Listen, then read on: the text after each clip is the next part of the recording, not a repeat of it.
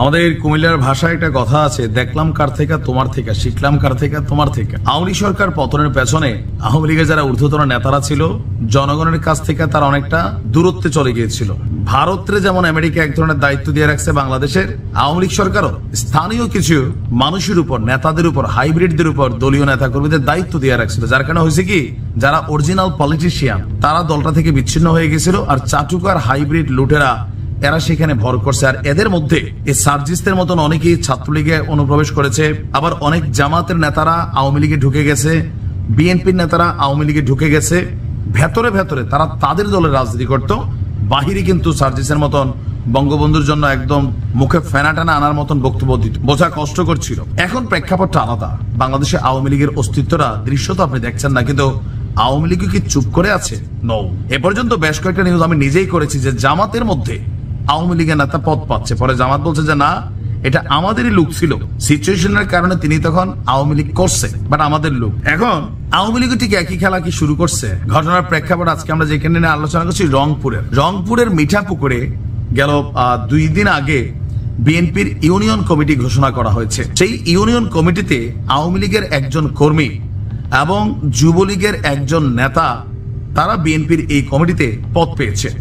আর এই বিষয়টা যখন সামনে আসছে, বিষয়টা নিয়ে বিএনপির সমর্থক বাসিন্দাদের মধ্যে সমালোচনার ঝড় বইছে, যেটা কিভাবে হইলো। এভাবে হয় ভাই, আওয়ামী লীগ এরকমই করছে, মানে কমিটি কই থেকে হয় আপনি বলতেও পারবেন না, চট করে কমিটি হয়ে যায়, এলাকার মানুষ জানে না, পাড়াপড়শিতেও টের পায় না। তো যেই যুবলীগ নেতাকে নিয়ে আলোচনা, তার নাম হচ্ছে রওজার হোসেন সয়ন।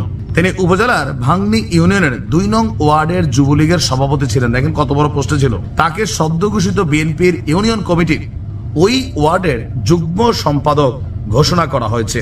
অন্য আওয়ামী লীগ কর্মীর নাম ইদ্রিস আলী লায়ন। তার বিরুদ্ধে বিগত সংসদ এবং স্থানীয় নির্বাচনে ইউনিয়ন আওয়ামী লীগের সেক্রেটারি কামরুল হাসানের নেতৃত্বাধীন ভোট ডাকাতি গ্রুপের হয়ে কাজ করার অভিযোগ আছে।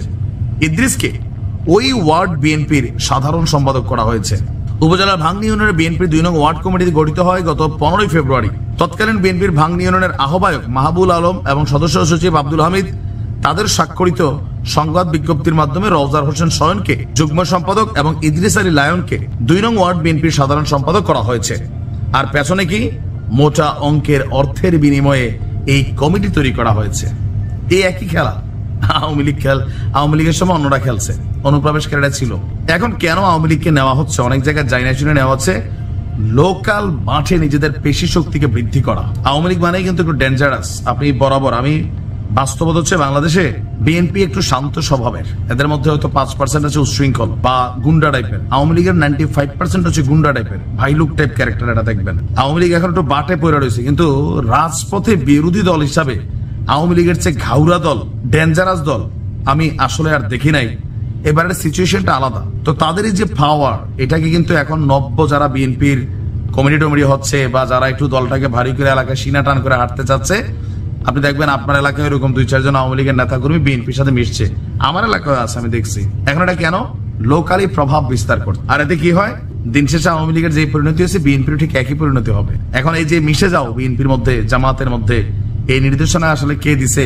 শেখ হাসিনা নতুন প্ল্যান করছেন বিভিন্ন ভাবে, হইতে পারে এটা তারও নির্দেশ, অথবা লোকালি নিজেরা সব প্রণোদিত হয়ে যে আমাদের দলটা এমনি করছো, ঠিক আছে তোমাদের দলের 12টা বাজাবো, কারণ তোমরা তো সব ঘুষ খাও, টাকা খাও। আপনি আপনার এলাকার বিএনপির একজন নেতাকে দেখেন, দীর্ঘদিন যারা রাজপথে ছিল, কথা বলছে, এখন যখন কমিটি টমিটি হচ্ছে, নামগন্ধ নাই, উইরা এসে জুইরা বসে অতিথি পাখিরা পথ নিয়ে যাচ্ছে।